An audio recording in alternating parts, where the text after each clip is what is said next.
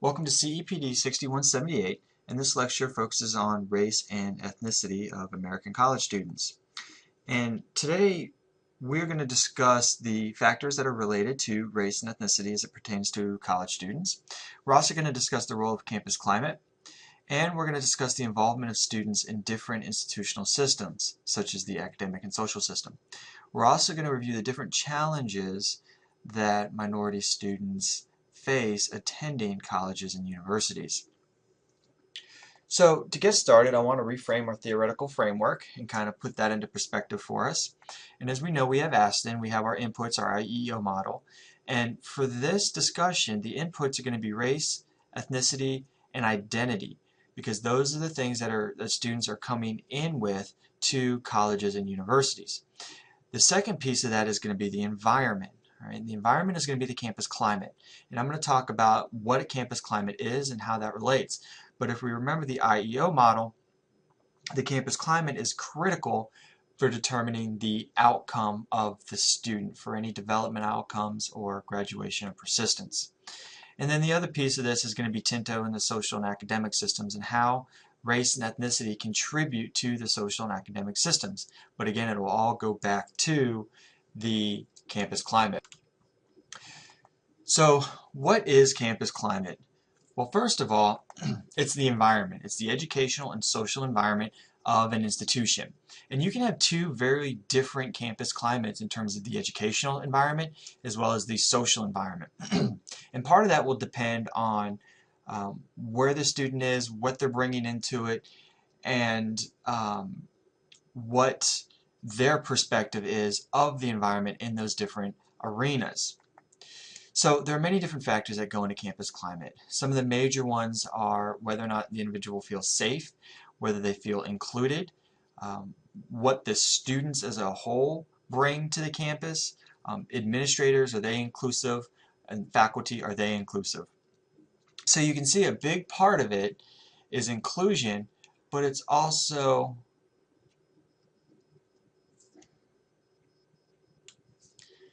you can see it's also what the people bring to the campus.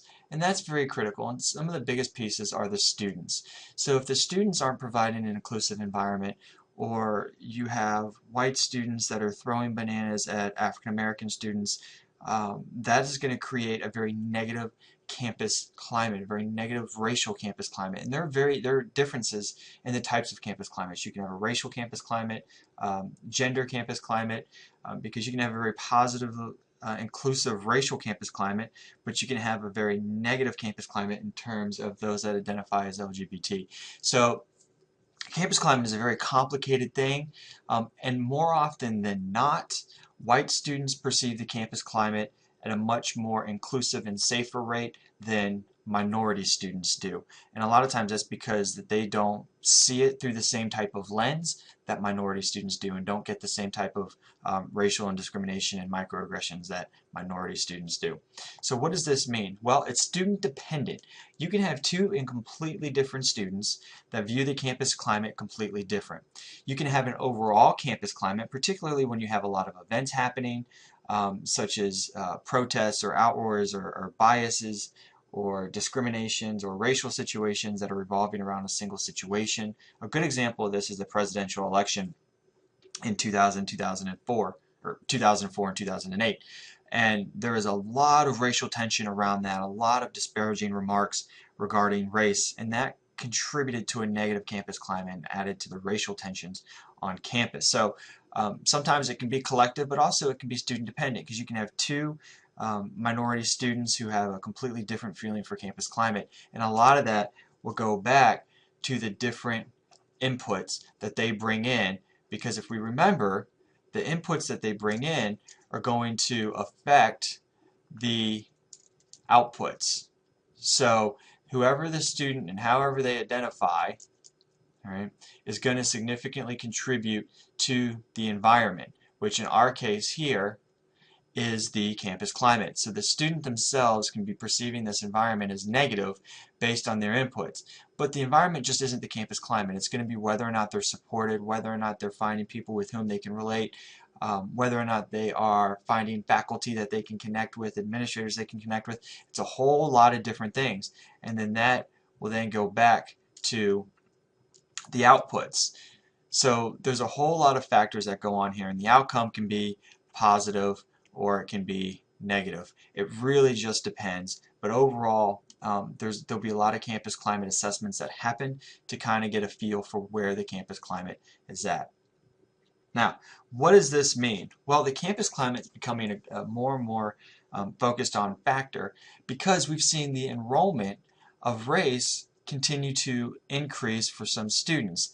Now, if we look at this graph, this is a projection of racial enrollment through 2021, and you'll see that white students are actually starting to level off here, and there's only a projected increase of 4%. Okay, and you can see that from over here. Now, what does this mean for other race and ethnicities on college campuses? Well, we are seeing a large increase in African American enrollments. Particularly, it's a 25% increase by 2021. And that's huge because that's saying that more and more African American or black students are becoming enrolled in colleges and universities. There's been greater access to them, greater support. They're having the academic preparation that they may have been neglected 30, 40, 50 years ago. More becoming able to enroll in colleges and universities. So that is showing some social progression. We still have a long way to go, but it is still showing some social progression. Now, something that is huge is we're seeing a 42% increase in the number of Hispanics that are going to be enrolling in colleges and universities.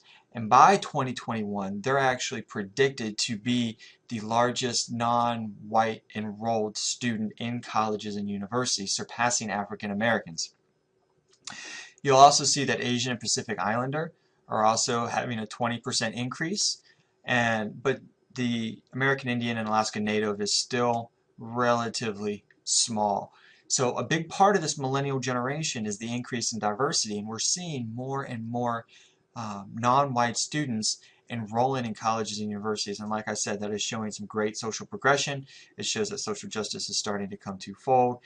Students are starting to have more access to them. And as new legislation and abilities for students become enrolled, I suspect this number will increase. But this is only part of the battle.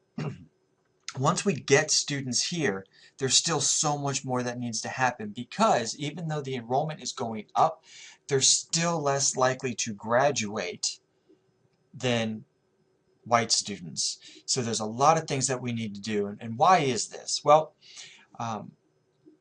big part of that is minority students are bringing some inputs that are against or may differ from what is considered the societal white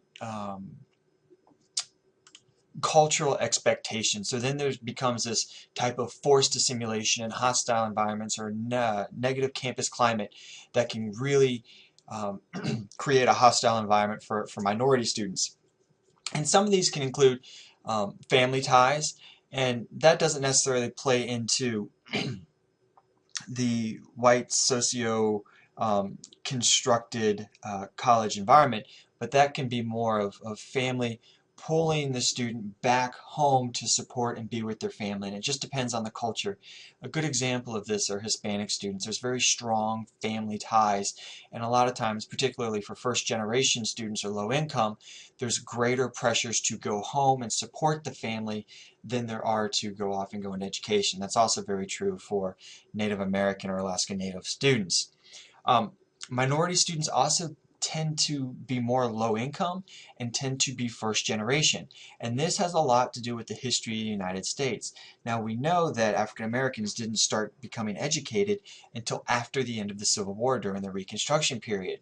And then Jim Crow laws hit and segregation, the separate but equal, but they weren't really equal. So now we're just starting to get our feet back 30, 40 years later to where we're creating an environment where minorities can be educated and have the same type of access and academic preparation that white students have had since the inception of the United States. Now, the same thing is true with relationships. The relationships are going to be very different, and if they can't find people with whom they want to establish relationships, then there's going to be a lack of support, which then can create a whole bunch of different concerns and challenges for minority students. There's also some personal traits that they bring that can be anything that can be identical to across races. So again, that's more of a personality type situation, and whether or not they are ready for college. Okay, that's not necessarily just a minority thing. That is a college student thing in general. But the personal traits and readiness for college is going to relate to these two factors here in resiliency and academic preparation.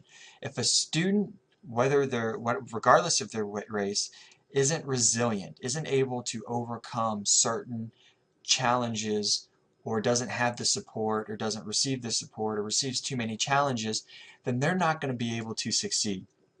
And this is the academic preparation is a big piece of that, because research suggests that minority students have not had the same access to certain types of academic preparation programs that non-minorities have. And this is generally speaking. This is not true for every minority, and I don't want to get into stereotypes because there's always exceptions to everything. But generally speaking, the academic preparation levels, particularly of African American males, seem to be lower because they're not afforded the same advantages as other more affluent type individuals. And essentially it can all really go back to money and income. So with the lower resiliency and lower academic preparation, it creates additional hardships outside of what's brought on through racial discrimination, microaggressions, not having the support. So now the difficulty and the factors that are confronting these students has just become 2, 3, or 4-fold, all depending on what type of personality traits, resiliency, and academic preparation they have. So it's something that's very important, and it's a K through 12 issue that we really need to help and focus on now. So what does this mean for the campus climate?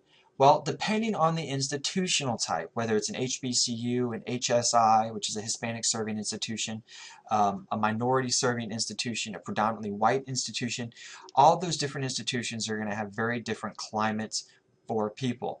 And part of minority students and part of any type of student group is that more often than not, there are groups within groups and there's racism within groups.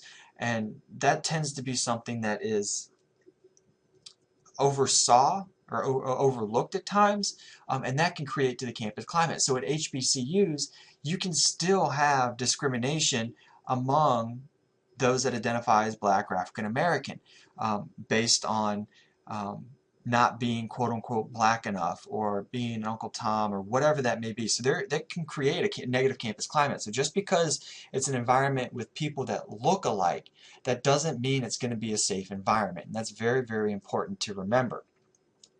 A campus climate is also heavily dependent upon discrimination and microaggressions.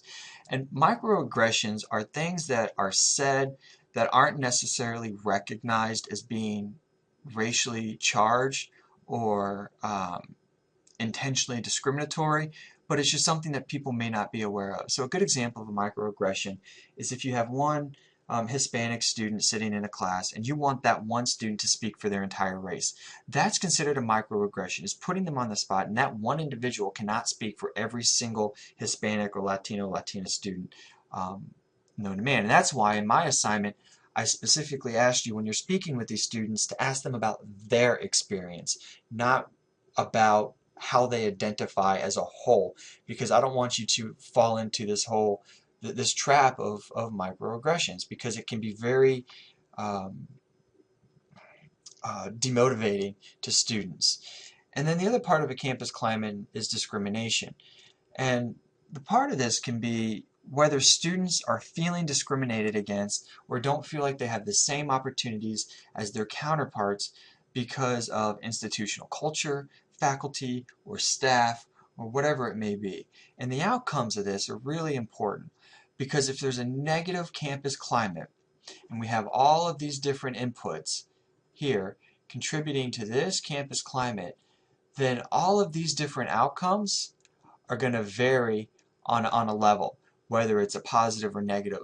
So if they are feeling discriminated against, and if minority students are feeling that they are experiencing microaggressions on a regular level, if they cannot find the relationships they need to avoid or escape these types of racially charged situations, then they're not going to be successful because they're not going to have this support.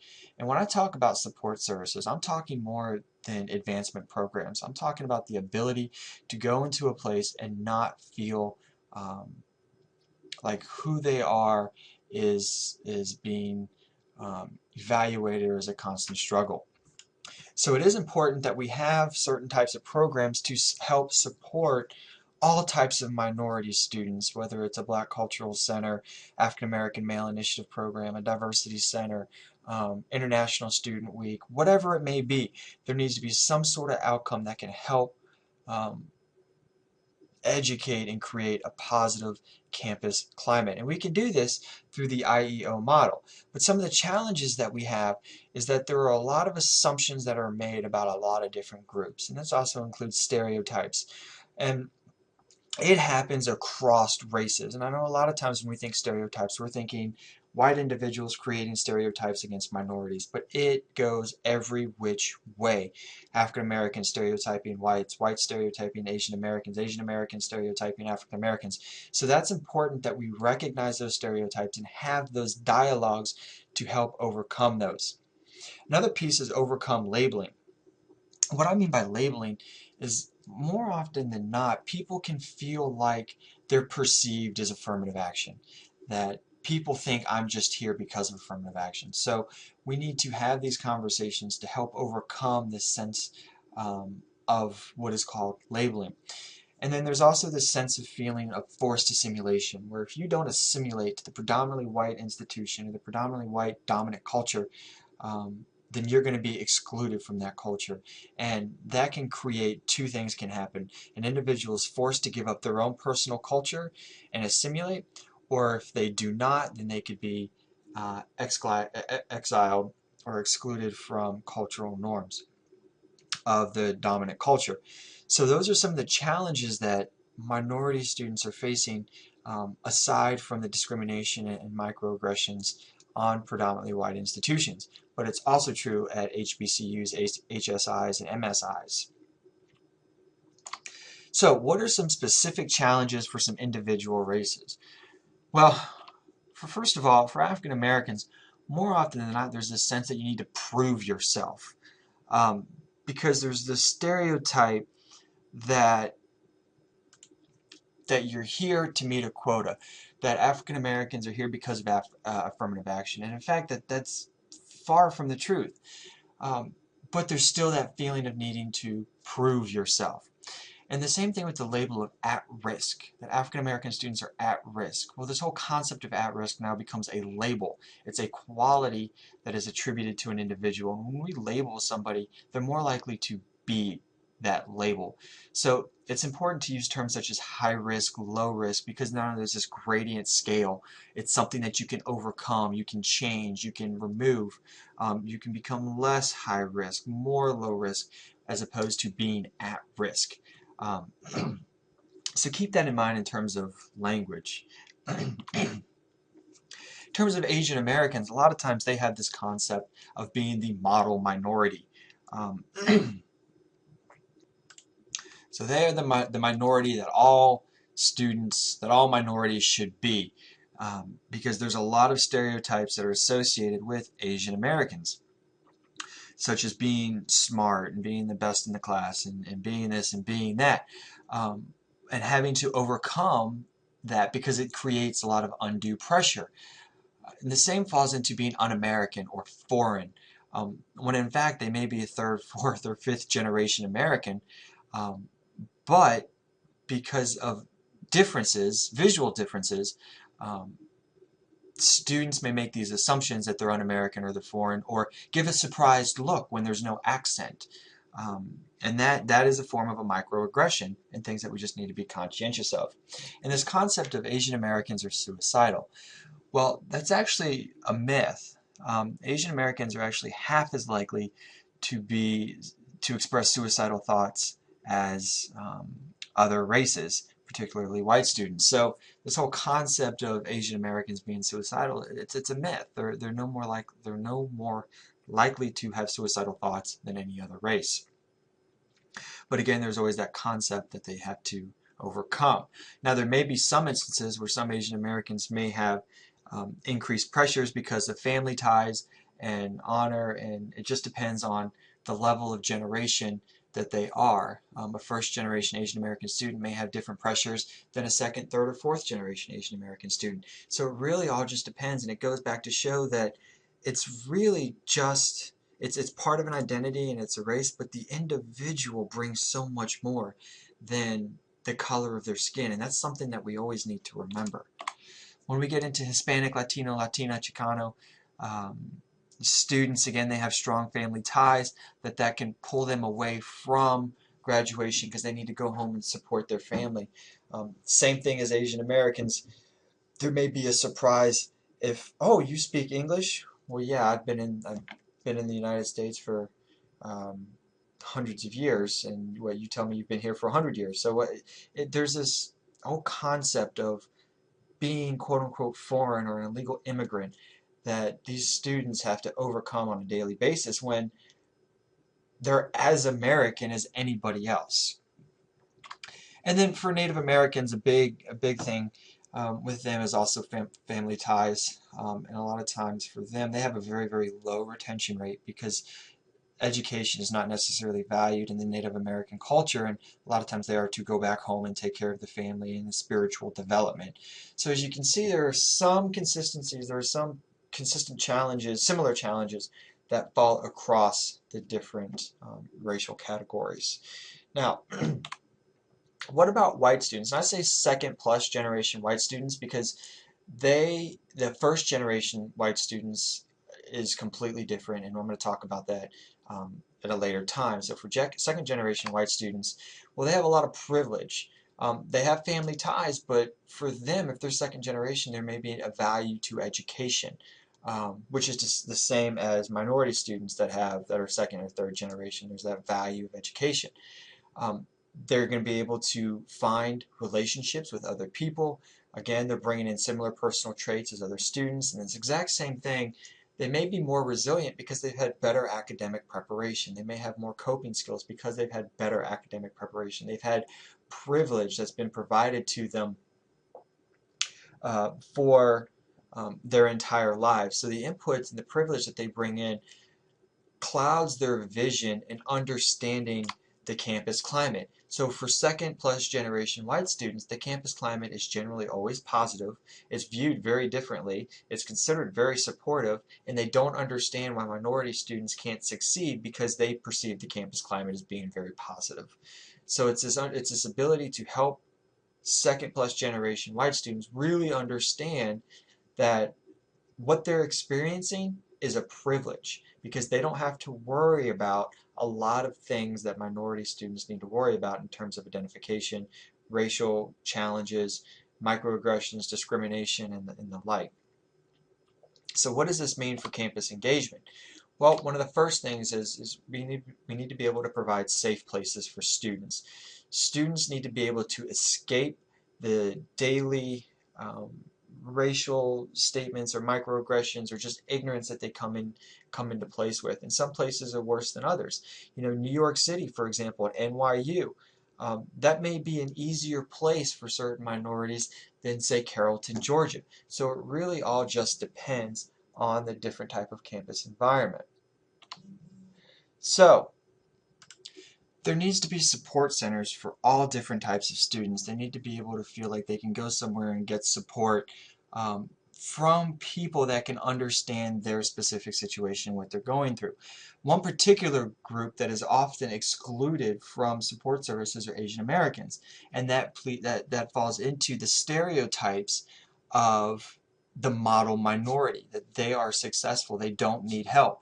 So it's important that we're considering support centers for all different types of individuals.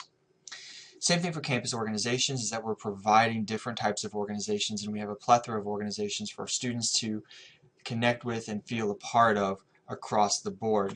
And the same thing is true for trained faculty and staff that understand what discrimination is, understand what a microaggression is, and understanding that one student can't speak for an entire population.